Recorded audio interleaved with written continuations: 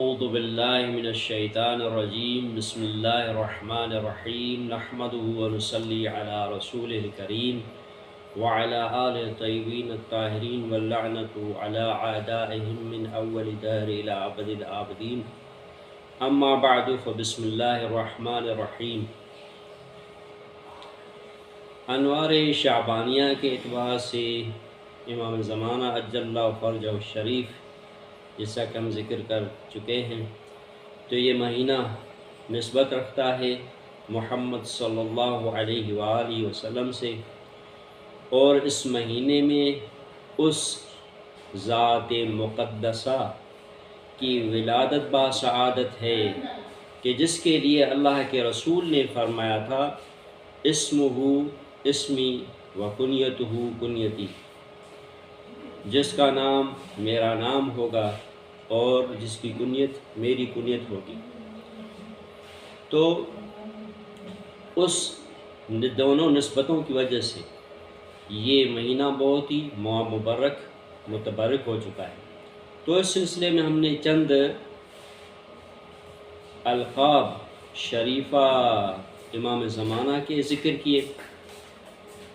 اور بہت سارے القاب جیسے کہ ہم نے ذکر کیا کہ بہت سارے القاب ہیں صاحب الزمان علیہ السلام کے، صاحب العصر علیہ السلام کے، تو اسی طرح چند کنیتیں بھی ہم نے ذکر کی مناسبت کے اعتبار سے۔ اب یہ ہے کہ آپ کا اسم گرامی کیا ہے، جیسا کہ حدیث شریف اہل سنت اور اہل تشیع کے مکاتب کی راویان اور محدثین نے اس کو نقل کیا ہے۔ تواتر کے ساتھ یہ جملہ آیا ہے دونوں قسم کے روات کے ہاں کہ اسمہ اسمی و کنیتہ کنیت، کہ اس کا نام میرا نام ہوگا اور اس کی کنیت میری کنیت ہوگی۔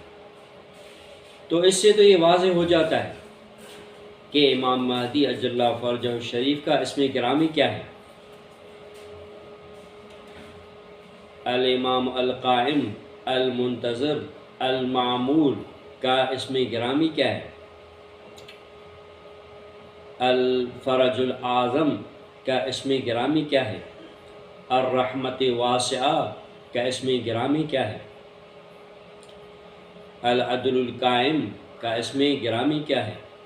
منتظر معمول کا اسم گرامی کیا ہے۔ بقیت اللہ العظم کا اسم گرامی کیا ہے، واضح ہو جاتا ہے۔ لیکن یہاں پہ ہم دیکھتے ہیں کہ ہمارے پاس محدثین کی کتابوں میں، تاریخ کی کتابوں میں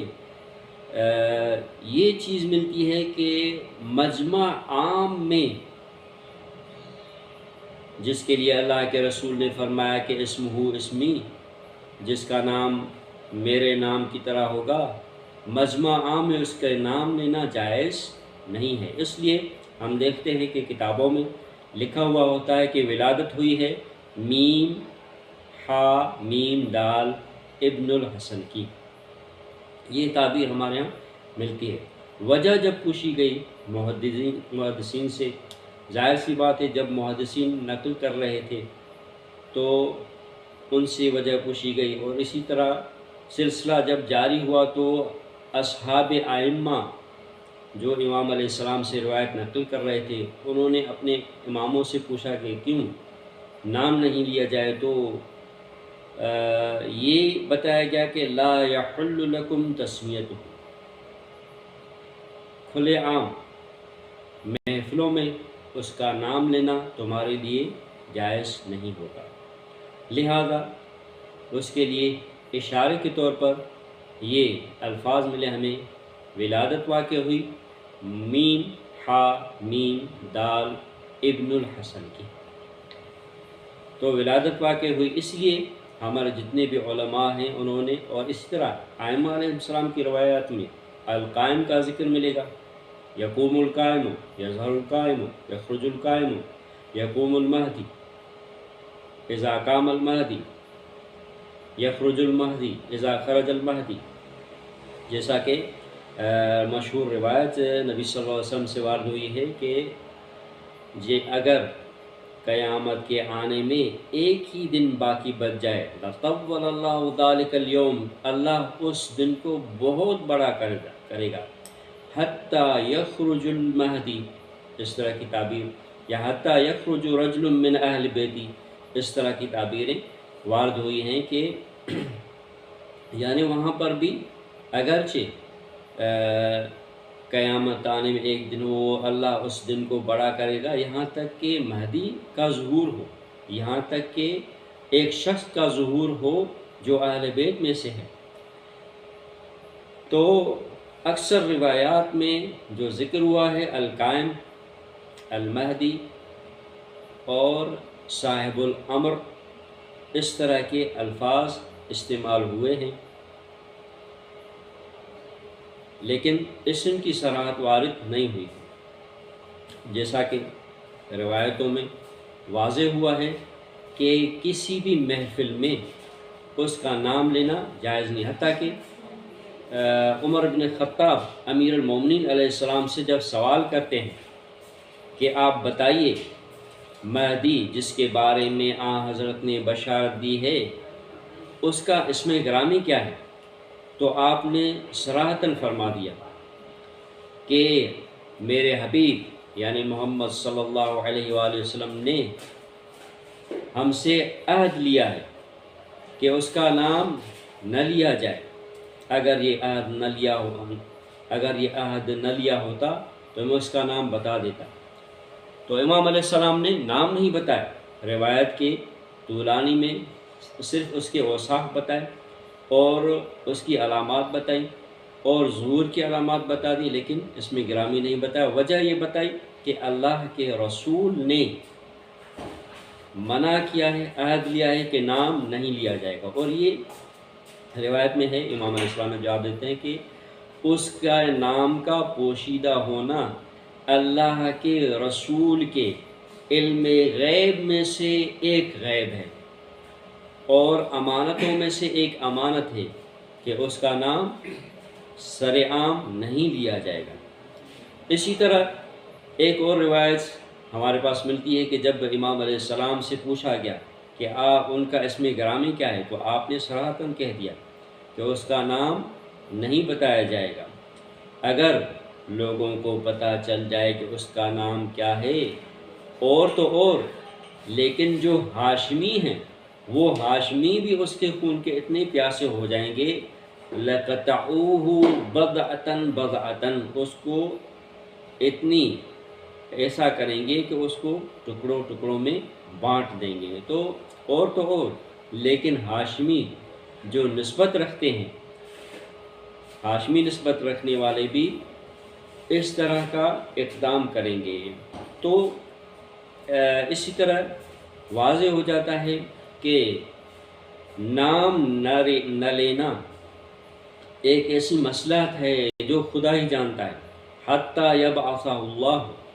یہاں تک کہ اللہ اسے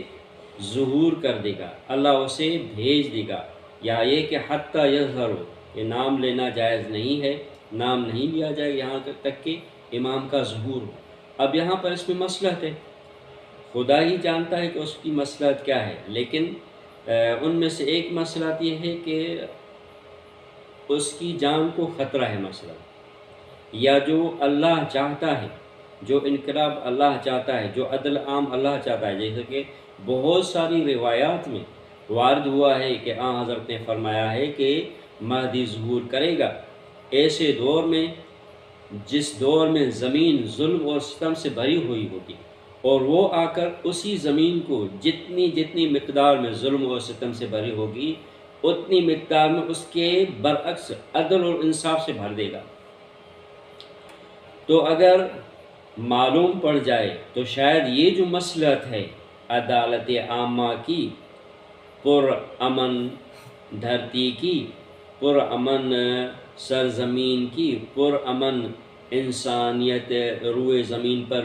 پورے روئے زمین پر امن شاہ جانے کی، عدل اور انصاف شاہ جانے کی جو مصلحت ہے، ممکن ہے اس مصلحت میں کوئی کمی رہ جائے۔ تو اس طرح کی مصلحتیں ہو سکتی ہیں جو سبب بنتی ہیں کہ محدثین نے صراحتاً امام کا اسم گرامی نہیں لیا، بلکہ کنایتوں اور اشارتوں پر اکتفا کر دیا، جیسے کہ کہہ دیا میم ہا میم دال ابن الحسن، یا یہ کہہ دیا، یہ روایت نقل کر دی کہ اللہ کے رسول فرماتے ہیں اسمہ کا اسمی و کنیتہ کا کنیتی، اس طرح سے، لیکن صراحتاً نام لینے سے گریز کرتے رہے۔ تو اس روایت سے واضح ہو جاتا ہے، جیسے کہ حضرت نے فرما دیا ہے کہ اسمہ کا اسمی، اس کا اسم میرا ہی اسم۔ اب اس میں بھی ایک مصلحت ہے کہ اللہ کے رسول بھی صراحتاً نہیں فرماتے ہیں کہ اس کا نام فلاں ہے، فرما دیتے کہ محدثین کی طرح مثلا فرما دیتے کہ میم ہا میم دال ابن الحسن، لیکن نہیں، آپ نے فرمایا اسمہ کا اسمی و کنیتہ کا کنیتی، اس کا نام میرے نام کی طرح ہوگا اور اس کی کنیت میری کنیت کی طرح ہوگی، لیکن آپ نے بھی صراحتاً نام نہیں لیا۔ البتہ بعض روایتوں میں ہمیں جیسے کہ آیت کریمہ میں ہے کہ جناب عیسیٰ علیہ السلام محمد صلی اللہ علیہ وسلم کی نبوت کی بشارت دیتے ہوئے فرماتے ہیں یاتی من بعد اسمہ احمد، میرے بعد ایسا پیغمبر آئے گا جس کا نام احمد ہوگا۔ تو بعض روایتیں ہمیں ملتی ہیں جن میں امام زمانہ عجل اللہ فرجہ شریف کے لیے بھی لقب اور نام احمد ذکر کیا گیا ہے، اور اسی طرح دوسرا نام بھی مثال کے طور پر ذکر کیا گیا ہے جہاں پر دوسرے القاب ذکر کیے گئے ہیں۔ تو یہاں پر جو اللہ کے رسول نے کہا کہ اسمہ کا اسمی، اس میں یہ مصلحت ہو سکتی ہے کہ جتنے نام اور القاب محمد صلی اللہ علیہ وآلہ وسلم کے لیے ہیں، اتنے ہی نام اور القاب امام زمانہ، صاحب الامر، صاحب العصر، صاحب الزمان، صاحب الدار، رحمت واسعہ، الساعۃ القائمہ کے ہو سکتے ہیں۔ اب یہاں پر مسئلہ یہ آ جاتا ہے کہ امام مہدی کا نسب نامہ، امام مہدی کے نسب نامے کے لیے یہی کافی ہے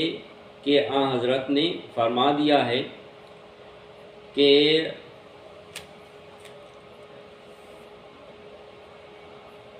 حضرت نے فرما دیا کہ رجل من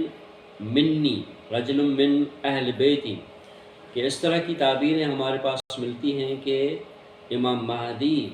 اہل بیت رسول میں سے ہیں، اولاد رسول میں سے ہیں، اور اسی طرح ہمارے پاس روایتوں کا عنوان ملتا ہے کہ مہدی من ولد فاطمہ، مہدی فاطمہ کی اولاد میں سے ہے، مہدی من ولد علی و فاطمہ، مہدی امام علی اور امام حضرت زہرا سلام اللہ علیہا کی اولاد میں سے ہے، المہدی من ولد الحسین، اور یہ بھی روایت ملتی ہیں کہ مہدی امام حسین علیہ السلام کی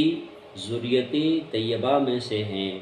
تو ان ساری روایات، یہ جو روایات اہل بیت علیہ السلام کے روات کی طرف سے، اصحاب کی طرف سے، اور اسی طرح اہل تسنن کی محدثین کی طرف سے ہمارے پاس نقل ہوئی ہیں،